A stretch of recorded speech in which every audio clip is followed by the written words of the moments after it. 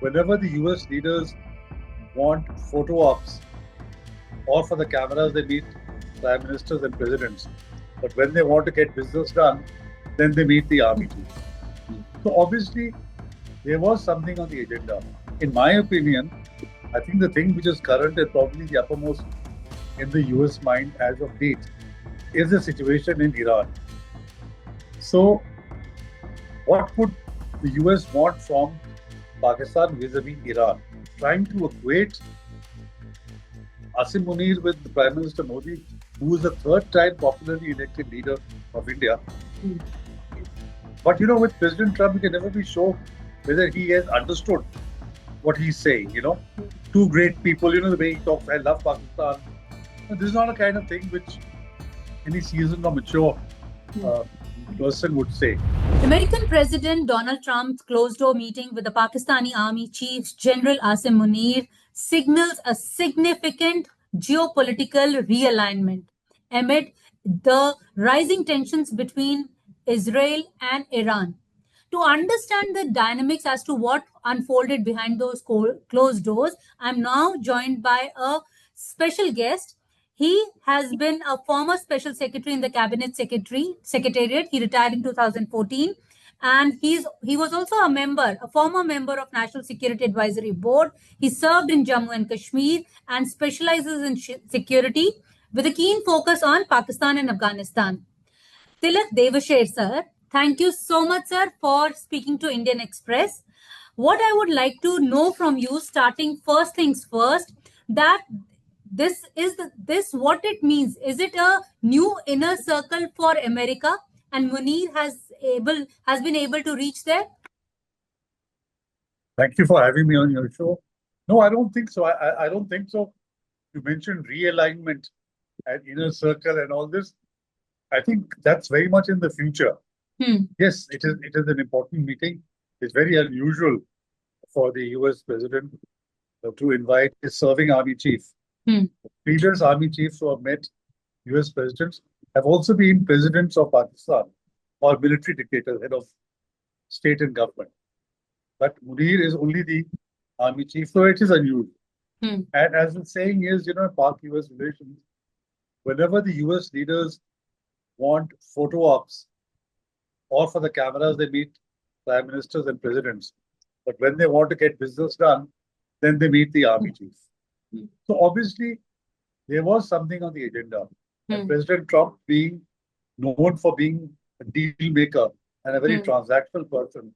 So the thing to figure out is, what is it that he wants from Pakistan and what is it that Pakistan can deliver?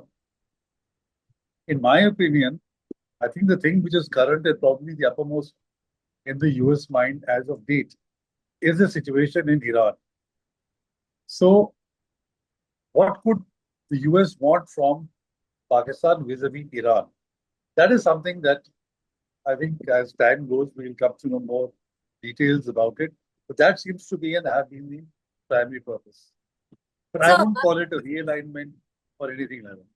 So, some people are also talking about whether it's a personal equation between Trump and Munir or whether it's a policy shift as far as, or the institutional shift as far as US is concerned. How do you view it? No, I don't think so. There's a personal relationship. This is probably the first time that Munir is meeting President Trump. So, it's not as if they have any, when you meet somebody over 2-3 times, then you develop a personal relationship. So there is no personal relationship as yet. Yes, they could have hit it off well. That whether it was a policy shift as far as US is concerned. No, I don't think so. It's a policy shift. It is a shift to the extent that US had been distancing itself from Pakistan after the US withdrawal in August 21 from Afghanistan, because Pakistan's usefulness was at an end. There was nothing that attracted the US to Pakistan anymore. But the US always kept an eye on Pakistan because of its nuclear weapons. So now they are talking to Pakistan to see what advantage or what leverage they can get from Pakistan as far as Iran is concerned. Sir, when Mr. Trump invited Munir to White House, people also say that he equated a democratically elected leader, which is from India, Mr. Narendra Modi, to a man who has been held responsible for Pahalgam attack. He equated both of them together. In fact, he also said two very smart people decided not to keep going with that war. That could have been a nuclear war. So he credited them both. So how do you view his statement? So, there are so many things in that. First of all, if he wanted any business to be done with Pakistan, Munir didn't come for the parade as it was made out earlier. It was to meet President Trump. He should then have invited the civil leadership. After all, Pakistan is supposedly a democracy. He should have called the Prime Minister or he should have called the President. By calling the Army Chief, the message that he has sent to Shehbaz Sharif and to the President and even to Imran Khan, that you guys don't make a difference. You guys don't matter. The US does not care about democracy in Pakistan. We just care about the army. So that is one part of it. The signal that he is given back home domestically that it's army that we care about and nobody else. So I कहते हैं ना कि उल्टी गिनती शुरू हो गई है शहबाज शरीफ. How long can he last like this? In this kind of a humiliation. Secondly, yes, I agree with you that his trying to equate Asim Munir with the Prime Minister Modi, who is the third time popularly elected leader of India. But with President Trump, you can never be sure whether he has understood what he's saying. Two great people, the way he talks, I love Pakistan. And this is not a kind of thing which any seasoned or mature person would say. So, yes, I think it was not a correct or a very thing to say. But you see, for 12 times he has said he made peace between India and Pakistan. Now he finally admits that two people themselves got together and decided not to go to war. So he's contradicted himself totally. He has admitted that he had no role to play in bringing India and Pakistan to the table to get peace. They did it himself. And this was after Mr. Modi had a conversation with him for about 35 minutes, in which he made it clear that India has never accepted mediation, does not accept mediation, and will never accept mediation. So there is a consensus in India. So President Trump just had to back off, and he realized, at the back of his mind, there's also this talk about his wanting the Nobel Peace Prize. So he thinks that between Russia and Ukraine and Israel and Iran, India, Pakistan is the easiest thing to claim credit for and then, become that, I should get the Nobel Peace Prize. But he doesn't realize, the complexities and the sensitivities that India has as far as mediation is concerned. So I think he's had to backtrack and beat a hasty retreat. See, what you call it as a backtrack, but people say that even though Indian government has been denying that there was no mediation, but yesterday itself, again for the 15th time, he again came out and he stated the same. He said, I brokered peace between the two nuclear warring nations. And he also said, and people are also questioning why the Foreign Secretary, Mr. Vikram Misri, read out a statement in Hindi. That why was this statement read out in Hindi and not English? I think that's strange. After all, what is Hindi? It's a national language, no? So why should anybody have objection if he said it in Hindi? No, the point of contention being that it was addressed for local people here and not for the Americans. Listen, the diplomats who are posted to India are fully conversant with Hindi. And these days, you also have a Google translator who can translate simultaneously what is being said. This is hardly an argument, that I don't buy this. I don't see anything problematic in speaking in Hindi or making out the whatever the foreign secretary spoke. And President Trump can claim 15th time or 20th time. The fact of the matter that he has admitted that these two smart people decided not to go to war. He made it clear himself. So all that he said in the past, or he may say in the future, is totally contradicted by his admission that this was done by India and Pakistan themselves. Whereas Prime Minister has made it very clear that it was done through established channels, through the DGMOs, and Pakistan made the call first. I would go by that. Okay, okay. Sir, as you know, that too much of back and forth is happening as far as India and America are concerned. Do you think that India-US relations now are entering a very difficult phase? I wouldn't say difficult phase. Beyond the headlines and beyond the TRP points, India and US relationship has become very deep-rooted and multi-domain. We don't even know the kind of things that are being talked about. Not only economic, it's technology, it's AI, it's defense, and a multifarious kind of activities. So, on the surface, yes, you may feel that because of this particular incident, President Trump trying to claim credit, because it also plays into your domestic politics.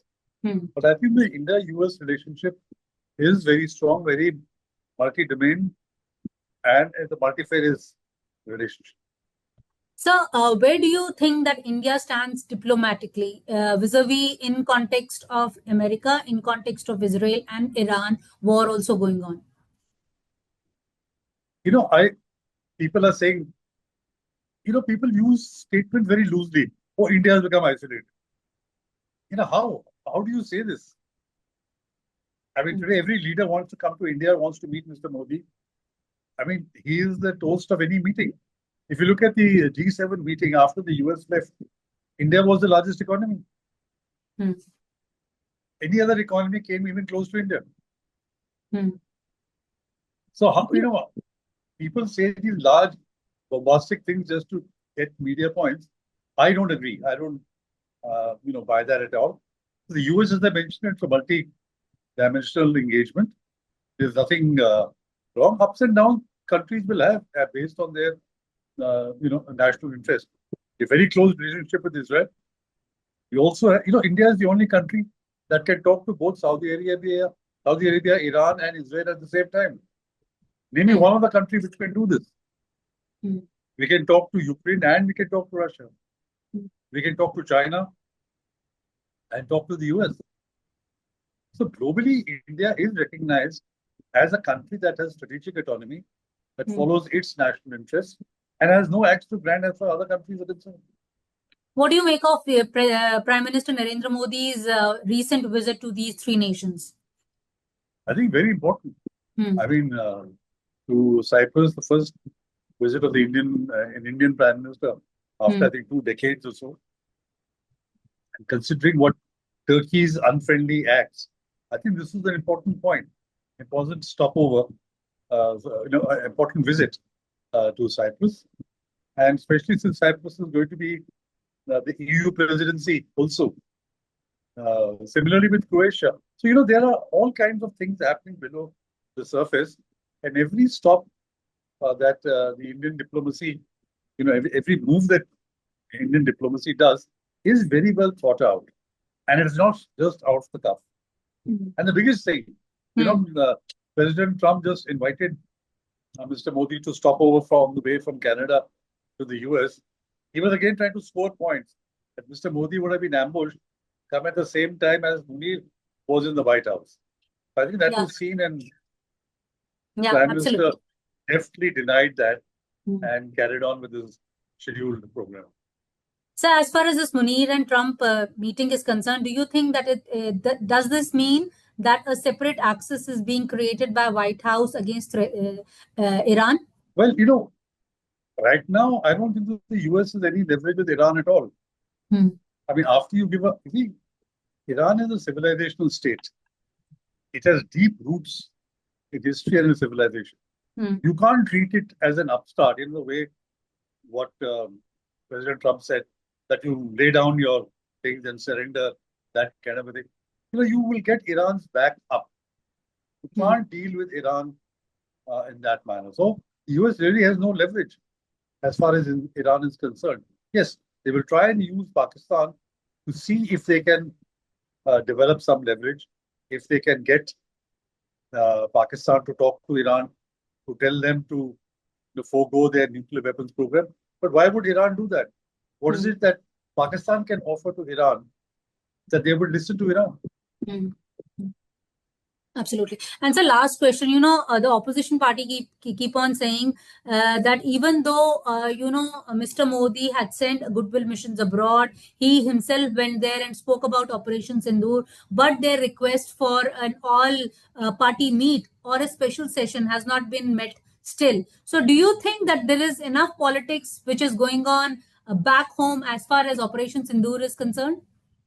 I'm not sure about that. But one positive thing in this whole episode was that all the parties got together and supported the government in its action against Pakistan on Sindhu.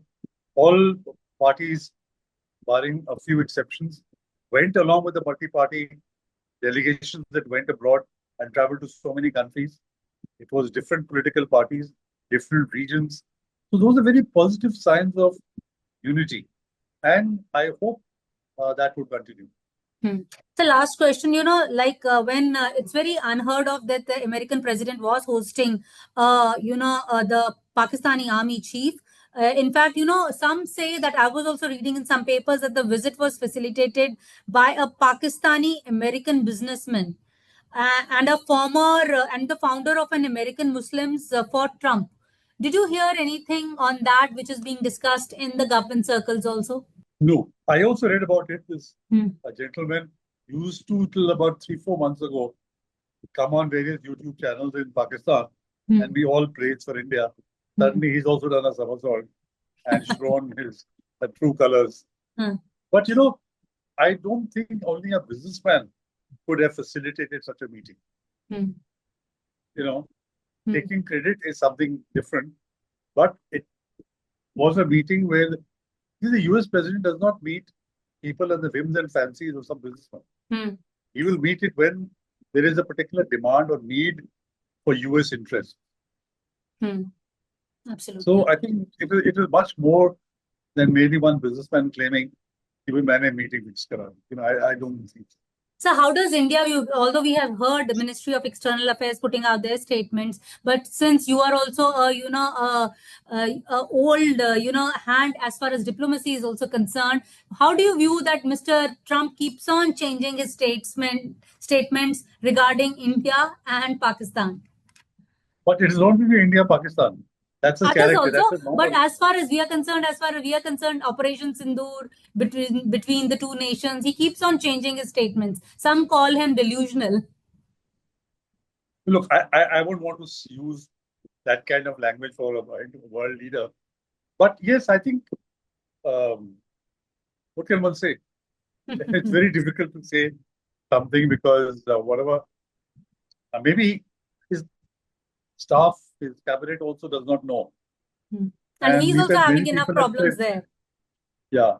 And many people, like with Canada, he had a very rough time. With Mexico initially, with Europe.